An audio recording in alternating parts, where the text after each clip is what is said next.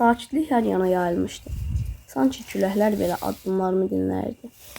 Hər ağacın budağında bir xatirə, hər yarpaqda keçmişin titrəyişi vardı. Ayaqlarım otların üstünə toxunarkən təbiət nəfəs alırdı. Bağ susmurdu əslində. Hər şey bircə mənə danışırdı. Uzaqdan bir cırcırama səslənirdi. Sanki gecənin ürəyində çırpınan duyğular kimi.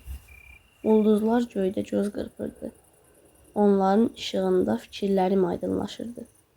Bu bağda bu gecə tək deyiləm. Təbiətlə bir olmuşam. Dünya səssiz, qəlbim doludur. Gecənin nəfəsində özümü tapıram.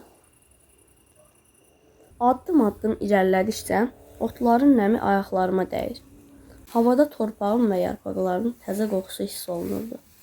Sanki hər ağac məni tanıyır, hər yarpaq mənə nəsə pıçıldayırdı. Könlüm bu gecədə tənhalığı deyil, tamlığı hiss edirdi. Təbiətlə aramda bir bağ qurulmuşdu. Sözsüz, səssiz, amma dərin.